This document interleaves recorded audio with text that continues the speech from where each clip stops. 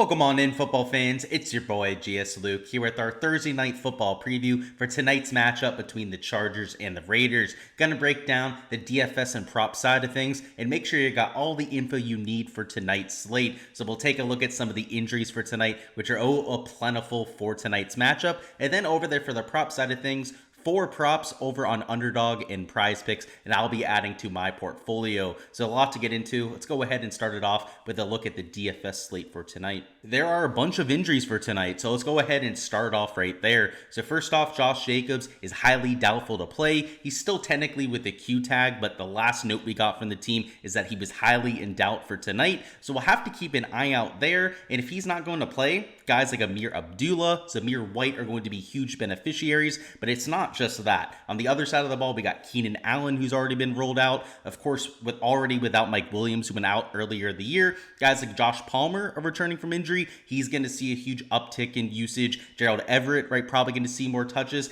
And then you've got the Jalen Guytons, the Quinn Johnstons, the Alec Ericksons, right? We can go the whole way down the board to those sort of players that are going to get extra little usage bumps tonight. You've got to know which players are in flux and also the effect of all of those players being out. On top of that, we've got Davante Adams a little bit dinged up. They had Austin Eckler see only 50% of the usage last week. A lot of that because of how ineffective he's been this year. A lot of players that are in flux and that have something going on. So we'll go player by player. We'll make sure that you have all of that down. But in terms of the chalk, in terms of what the chalky kind of game script is going to be for tonight, it's pretty 50-50, right? The spread is 3.5 points depending on what book you're at. On top of that, you have 2 teams that are dealing with a bunch of injuries, not expected to be that efficient tonight. It's pretty close to a coin flip. So if you're going to pick a script, just make sure that you're building your lineups with that script in mind and don't play all 3 threes, right? I know when you have these toss-ups, it's real easy to just pick your 3 favorite players from each team. I would implore you, try and do some 4-2s, maybe even some 5-1 onslaughts for either team. That's the best way to get a little bit different on this kind of slate. So let's start at the top. Davante Adams a little bit dinged up. He is expected to play, but might be a little bit limited. So we'll have to keep an eye on some of the beat reporters on whether we get a status report on how he's feeling for tonight. But as of right now, still projects well. In fact, the top projection on the entire slate. And if you're looking at these top-end options, he's the one with the least amount of question marks. I mean, Eckler, right, like I said, only a 50% usage rate last week. Aiden O'Connell almost lost his job midweek. There were reports of Hoyer, maybe even Garoppolo getting the start, so he's probably on a short leash, might not even finish the game. Easton Stick making his first start, right? Enough said right there. And then you've got this 8K range, right? I mean, Jacoby Myers, pretty solid play, but he's not in that elite tier of the pricing. So if you're looking for a spend-up option, the ownership reflects this too. It's going to be Davante Adams. And though he is the highest owned option out of the bunch, I tend to agree with that, right? Like I said, has the least amount of question marks, also has arguably the most upside. There's the best projection, right? Out of all these players up here. So I get the ownership. I don't love the fact that he's 71% between the 2 spots, but I'm willing to eat it. So I'll be probably right around the field when it comes to my Davante Adams exposure, as I don't think it's a real solid spot to get to, right? I wish he was a lot lower owned, but I also don't think he's a terrible play, all things considered. Austin Eckler, maybe not my favorite play. As of right now, he is in some of my flex positions. He's a play that's 11 grand on this kind of slate. And if it weren't for the downtick in usage, I would be all for playing him here. But the reports last week were that Josh Kelly, Isaiah Spiller were going to get more touches. And that's exactly what we saw, right? You had 10 carries for an Austin Eckler. It was 9 carries between a Spiller and a Kelly last week. And they were right around the same when it came to their efficiency. Though Eckler had one really big run towards the end of the game, through 3 quarters, he hadn't really done much, right? And that's why you saw a lot of Kelly and Spiller out there. If Eckler gets off to a hot start, maybe has a big rush, right? Maybe he commands more of a role on the offense, but a lot of things have to go well for Eckler to get there. And I think players like a Josh Kelly at $6,800, and if you wanted to get a really different about it, maybe even an Isaiah Spiller at $3,800, have a path to the optimal lineup. Now, it's a narrow path. It's not one they're going to get to very often, but when you're talking about somebody who's 4% owned in the Spiller, Josh Kelly's only 13.9% up here at the flex position. You don't have to get much exposure to get over the field. So we'll have to see what the ownership looks like on Eckler going into lock. I have some exposure as of right now, but I have to say the fact that he's the second highest owned player on the slate considering that downtick we saw last week, and the hefty price tag you have to pay for an Austin Eckler, just doesn't really sit all that well in my stomach. These quarterbacks, I think, are okay plays tonight. I definitely prefer Stick over O'Connell. The main reason being that O'Connell might not finish the game, right, in a Chargers-heavy script. So if you're playing a 4-2 and you're trying to get to a couple buybacks over there on the Raiders side, I might be a little bit more hesitant to get to O'Connell than I would be on most slates, right? Normally, a quarterback wide receiver is a really intriguing option for a buyback, but if the Chargers get out to a lead tonight, right? Maybe you're leading by a touchdown or two at halftime. It would not blow my mind to see Garoppolo, right, come out there in the second half and start. So, especially considering they scored 0 points last week, right? That's embarrassing. That's not something that's going to sit very well with Pierce out there at the head coaching position. So I expect him to have a short leash tonight. So maybe rather than taking an O'Connell and an Adams, maybe it's a Devontae Adams and then a Zamir White, right? Assuming that Josh Jacobs isn't playing. If Josh Jacobs is active tonight, I don't think he's going to be my favorite play, but I think he's going to be a really low-owned elite tier option. So he's still worth considering for some of those large field GPPs. Maybe not at the captain spot, right? Because I do think if he plays, it's going to be on a limited fashion. Josh Jacobs, that is, but he's also going to be like 20, maybe 25% owned, right? So you're going to be getting an extremely low owned Josh Jacobs, who maybe a lot of his usage comes in the red zone, right? Maybe they use Zamir White, Amir Abdullah a little bit more between the 20s. And then when it really counts, right, they put in their bruiser and Josh Jacobs, right? I could see that happening tonight. So yeah, Devontae Adams as a buyback makes plenty of sense there, but any of those Raiders running backs, right, depending on the injury situation, could make plenty of sense themselves. In terms of this mid-tier, Jacoby Myers might be my favorite play in this range. He's getting some ownership, which I don't love. That's the really only negative here, though, right? He projects well in terms of points per dollar, and if Devontae Adams is going to be a little bit limited, which is something we'll have to keep an eye on tonight with some of those before-game locks, before lock kind of reports, Jacoby Myers would be the direct beneficiary. He's seen plenty of snaps with Jimmy Garoppolo to begin the year, was one of the more productive wide receivers. So if we're going to see them potentially move on from O'Connell, that's assuming, right, that they'd use Jimmy G, right, over Brian Hoyer. Jacoby Myers might get a ton of looks in that second half. I mean, just look at his first month of the season. He's going out there posting 100-plus yard games. Hasn't really done that since. So I think that's just a small little storyline that you keep an eye on. But at this kind of price tag, obviously O'Connell, most likely going to play the entire game, is still somebody I'd consider getting to. This mid-tier range, we talked about Kelly. He's a pure flyer, if anything, right? Points per dollar is probably the worst play in this range. Joshua Palmer, probably my favorite play on the slate, all things considered, is coming back from injury, so I think that's why a few people are hesitant to go ahead and play him in lineups. But when we didn't have Mike Williams, right, you still had Keenan Allen around, Josh Palmer absolutely went off, right? He had games of over 100 yards, over 10 targets out there, which is crazy for Josh Palmer, stuff he's really never done in the past. And now that Keenan Allen is out, right, he's your number one wide receiver. Now, you might not play all the snaps tonight, as he's probably going to be on some sort of a snap limit, but when he plays, when he's been out there, especially with Justin Herbert, he was extremely productive. Now, Easton Stick is a downtick in production, right? So we have to consider that, but at $6,200, he has not only upside at the flex position, he's going to save you some salary, like compared to some of these elite tier options. I think he has some of the captain upside there too. It's not really the salary that you're worried about. He might just be your highest scoring player on the slate. Like, he has that kind of upside, let alone the fact that he's only $9,000 at captain.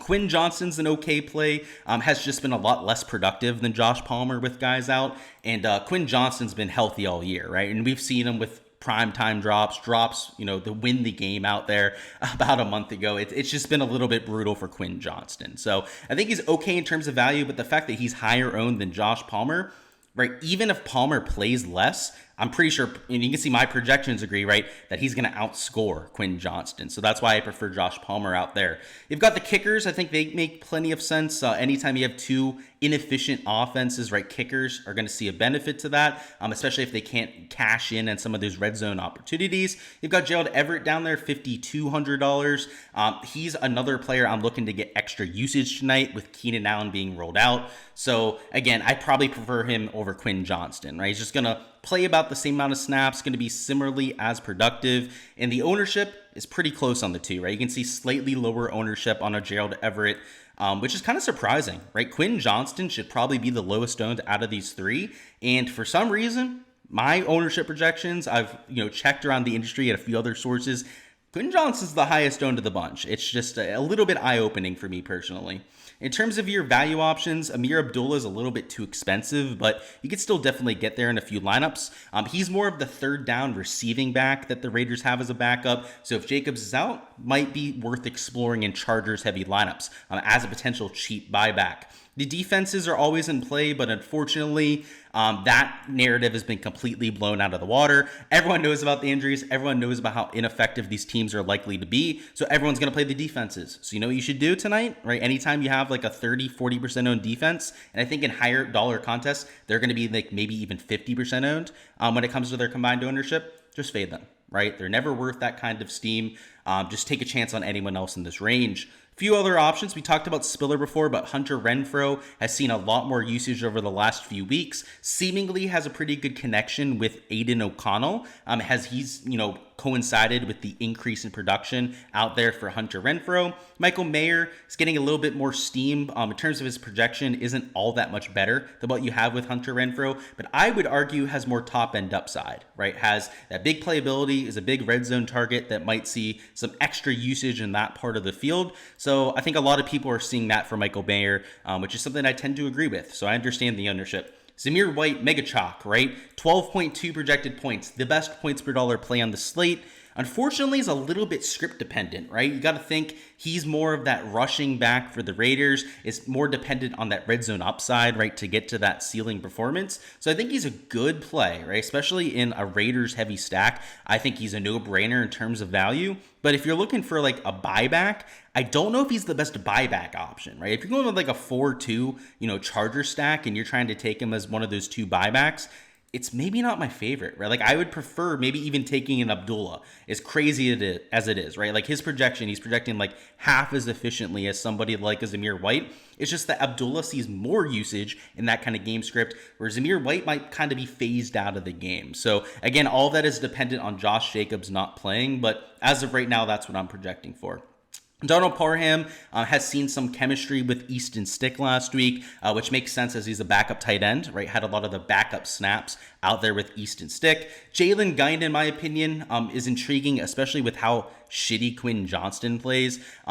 If Quinn Johnston goes out there and has an early drop, Jalen Guinan's going to play like the rest of the game. So I like that for him. Guinan's going to play anyways, probably going to see like 30-40% of snaps, but could see 60-70% if Johnston is phased out of the game plan. Get Alex Erickson down here at $1,000. He's a real cheap option you can take on the Chargers. He'll be technically like their wide receiver 3 or 4 out there. Darius Davis may play a little bit tonight, right? Kind of like an Alex Erickson, but these are pure flyer plays at this point, right? I would much prefer getting to like a Zamir White at $3,000 if you need to find value down here, but a few shots that you could take in some Chargers players. Austin Hoover, backup tight end, right?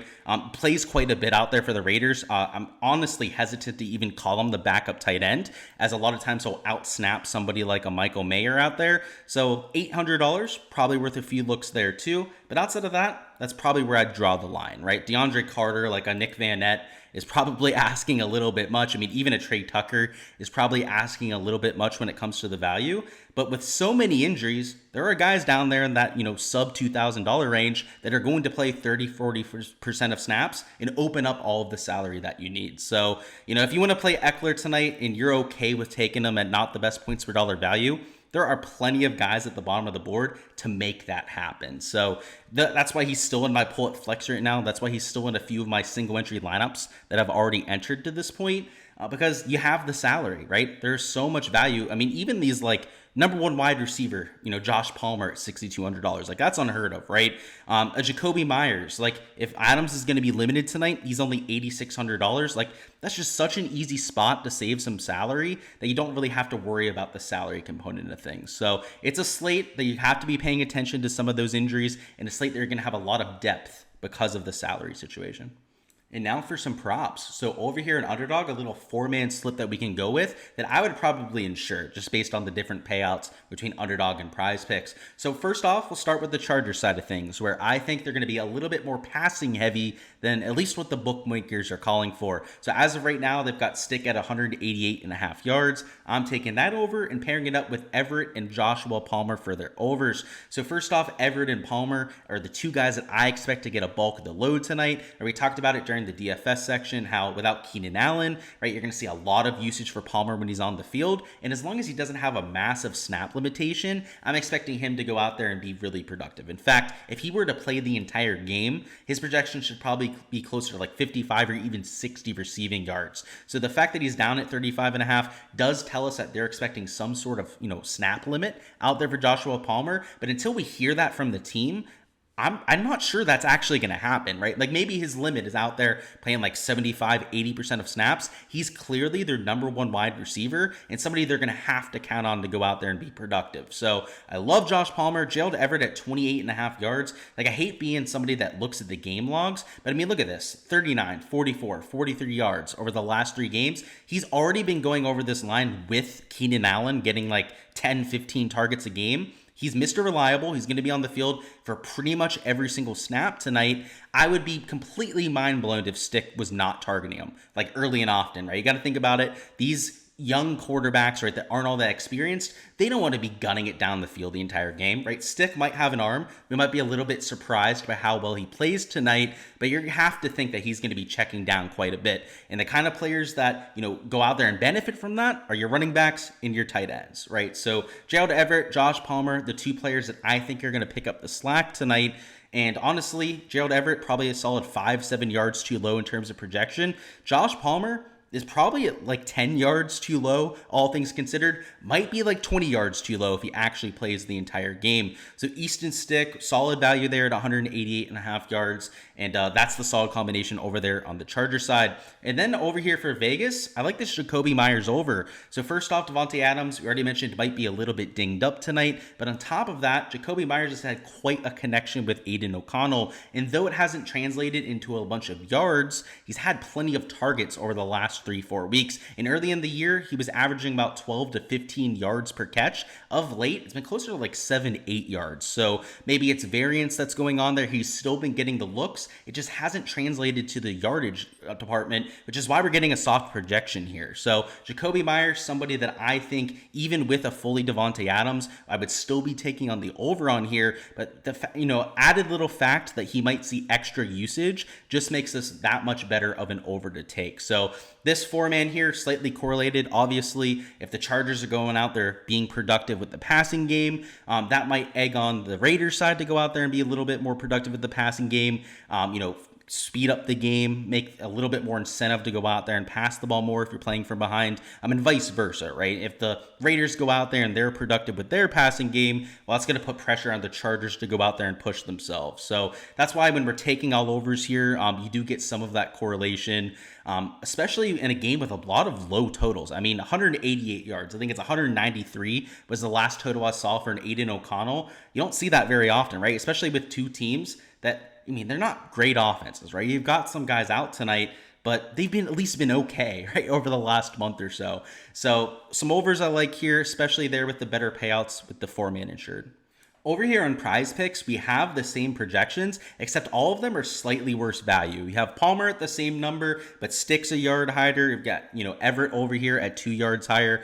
Even Jacoby Myers, right? You have that 1 yard difference. So I would probably take a Josh Palmer prop and stick to that. In terms of a, pairing, right? You could still take Jacoby Myers at only a 1 yard difference, but you could also take a look at this field goals made prop, which actually it looks like they just took it off the board, but you could take this kicking points prop too. So, it was going to be field goals over for Daniel Carlson at 1.5. It's like minus 135 on books. They're playing indoors. You've got 2 inefficient offenses. Should have plenty of looks when it comes to field goals. But the kicking points is pretty much the same thing, right? If he goes over the 1.5, they have to make one extra point for him to go out there and hit. So it's maybe a slightly worse prop than the 1.5 field goals made, but still a combination that I'd be willing to get to out there. So Josh Palmer, like I said, I think this prop could be solid 15, 20 yards too low. And then the Daniel Carlson prop, you got the minus 135 juice, at least on that 1.5 field goals prop. And because of the injuries, because of the fact that these guys might be a little bit less efficient in the red zone, if there's no Josh Jacobs, right, they're going to have a really hard time scoring touchdowns down there, or at least a harder time, right, scoring touchdowns down there in the red zone. That's really going to boost this Daniel Carlson prop. So that's a combination I'd take over there in Prize Picks. But like I said, the better projections are over there on Underdog, so probably leave a lot of your exposure to the lot side. Alrighty guys, that is all I've got for the Thursday night football preview. I appreciate all the support here in the channel. Go ahead, smash that like button on the way out of here, and also make sure you subscribe to the channel so you don't miss any of the content in the future. We'll be doing a video for the main slate, Monday Night Football as per usual, so make sure to stay tuned for all of that. And of course, for the golf season starting next year, I haven't forgotten about all of you golf people, just no events over the next 2 weeks, so let's go ahead. Enjoy the break, right? Focus on some football here during December, and then get ready to get back after it there in January. I look forward to all of the content throughout the weekend. Let's go out there, have ourselves a slate tonight. Best of luck for DFS, any prop slips that you're entering, and let's go out there and print some cash.